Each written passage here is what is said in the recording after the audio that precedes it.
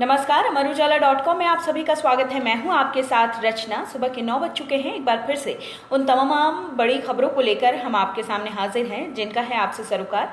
चलिए एक एक करके उन खबरों पर डालते ही नजर। दिल्ली के लिए एक बुरी खबर है, घबराने की जरूरत नहीं है, सावधानी रखने की जरूरत है। दिल्ली के सभी जिले कोरोना संक्रमण की चपेट में आ चुके हैं। चलिए पूरी खबर है क्या, हम आपको दिखाते हैं। दरअसल जो कंटेनमेंट जोन है वहां संक्रमितों की संख्या दिल्ली में लगातार बढ़ रही है और दिल्ली वालों के लिए चेत जाने वाली खबर है कि कोरोना संक्रमण कुछ इस तरह यहां पर फैला हुआ है कि एक माह में ही 96 नए कंटेनमेंट जोन बन गए हैं। दिल्ली में पहला कंटेनमेंट जोन 26 मार्च को बनाया गया था और खास बात यह है कि कंटेनमेंट जोन में भी लगातार कोरोना के मामले बढ़ते जा रहे हैं। तो दिल्ली स्वास्थ्य विभाग जो है उसके मुताबिक अभी तक कुल 2918 संक्रमित मरीज हैं। इनमें 877 लोग ठीक होकर घर जा चुके हैं और पहला मामला 5 मार्च को आया था, लेकिन 13 से लेके 26 अप्रैल के बीच नए मामलों में जबरदस्त बढ़ोतरी हुई है। दिल्ली के सभी जिले कोरोना की चपेट में आ चुके हैं और कंटेनमेंट जोन जो है वहां भी लगातार संक्रमितों की संख्या बढ़ रही है। तो इसलिए बहुत ज्यादा सतर्क हो जाएं, घर से बाहर ना निकले, लॉकडाउन का पालन करें क्योंकि स्थिति कितनी भयावह है लगातार उससे अपडेट हम आपको कर रहे हैं ताकि आप सुरक्षित रहें। पूरे देश की बात कर लेते हैं कि पूरे देश में अभी फिलहाल कोरोना की स्थिति क्या है। देश भर में संक्रमितों की संख्या 29,435 हो चुकी है। अब तक 934 लोगों की कोरोना की वजह से जान जा चुकी है।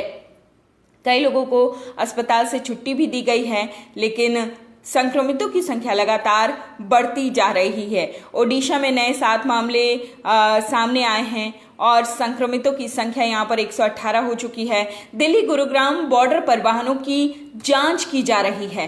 कल जो हरियाणा के मंत्री का बयान आया उसके बाद सख्ती और भी ज्यादा तेज हो गई है। दिल्ली गुरुग्राम बॉर्डर पर वाहनों की चेकिंग हो रही है। दिल्ली में पशु चिकित्सक, प्लम्बर, बिजली कर्मियों को फिलहाल थोड़ी राहत दी गई है। एक समीक्षा बैठक हुई सोमवार को और इस समीक्षा बैठक के बाद चिकित्सक जो वेटनरी डॉक्टर्स हैं, प्लम्बर्स हैं, बिजली कर्मी हैं, उन पर रोक हटा दी गई है।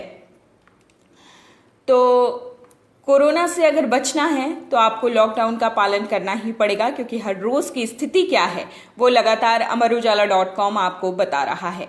अगली बड़ी खबर की तरफ बढ़ते हैं। दिल्ली की तरह ही मुंबई और इंदौर में प्लाज्मा थेरेपी से मरीजों का इलाज होगा। आपको याद होगा कुछ ही दिन पहले दिल्ली के सीएम अरविंद केजरीवाल ने एक प्रेस कॉन्फ्रेंस की बाकायदा और उसमें कहा उन्होंने कि 4 लोगों का इलाज दिल्ली में जो कोरोना से बुरी तरह संक्रमित थे उनका इलाज हुआ है प्लाज्मा थेरेपी के जरिए जो सक्सेसफुल रहा है। इसके बाद अब मुंबई और इंदौर में भी प्लाज्मा थेरेपी से मरीजों का इलाज शुरू करने की कोशिशें तेज हो गई हैं। अब यहाँ पर प्लाज्मा थेरेपी से जो कोरोना से बुरी तरह संक्रमित हैं उनका इलाज किया जाएगा। ये एक अच्छी खबर है कि प्लाज्मा थेरेपी का इस्तेमाल करके लोग की सेहत ठीक हो रही है और अन्य मरीजों पर इसका इस्तेमाल अब होने वाला है। ये एक अच्छी खबर इसी बीच। और आप इंदौर का हाल जानते ही होंगे, मुंबई का हाल जानते ही होंगे। ये 2 शहर ऐसे हॉटस्पॉट हैं कोरोना के जहां पर कोरोना संक्रमितों की संख्या बहुत ज्यादा है। सबसे ज्यादा इन्हीं शहरों से आ रही है और इंदौर तो वो शहर है जहां पर कहा गया है कि अंदेशा है वहां के डॉक्टर्स को कि कोरोना का सबसे भयावह रूप, प्रकार, टाइप ऑफ कोरोना वहां पर देखा जा सकता है। अगली बड़ी खबर की तरफ बढ़ते हैं। रैपिड जांच किट्स में भारी मुनाफाखोरी, सरकार बोली सख्त कार्रवाई होगी। महामारी के दौर में भी चाइना से आयात की गई रैपिड जांच किट्स में भारी मुनाफाखोरी की गई। 245 रुपए में किट आयात कर उसे 600 रुपए में सप्लाई किया गया, यानी 145% मुनाफा कमाया गया। यह खुलासा तब हुआ है जब आयातक वितरक के बीच का विवाद दिल्ली हाईकोर्ट पहुंचा। जब ये पूरा मामला उजागर हुआ उसके बाद स्वास्थ्य मंत्रालय के संयुक्त सचिव लव अग्रवाल ने कहा है कि मुनाफाखोरी जो लोग कर रहे हैं इस दौरान इतने बुरे वक्त में उनके खिलाफ सख्त से सख्त कार्रवाई की जाएगी।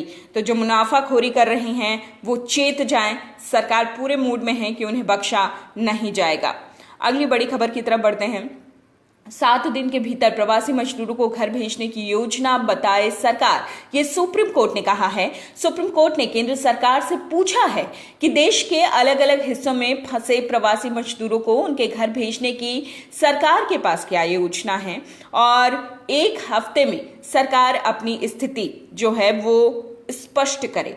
तो ये थी अभी तक की वो तमाम बड़ी खबरें जिन्हें जानना आपके लिए बेहद जरूरी था। एक बार फिर amarujala.com की आप सभी लोगों से दरख्वास्त है कि लॉकडाउन का पूरे तरीके से पालन कीजिए और घर से मत निकलिए जब तक बहुत बहुत ज़रूरी ना हो, बहुत जल्दी आपको ना हो किसी काम की, बहुत ज़रूरत ना हो किसी चीज़ की, और अफवाहों पर ध्यान ना दें। और खबरों के लिए देखते रहिए, पढ़ते रहिए amarujala.com। फिलहाल मुझे दीजिए इजाज़त। नमस्कार। अगर आप ये वीडियो YouTube पर देख रहे हैं तो हमारे चैनल को सब्सक्राइब करें और बेल आइकन को दबाना ना भूलें। अगर आप Facebook पर ये वीडियो देख रहे हैं तो हमारे पेज को लाइक करें।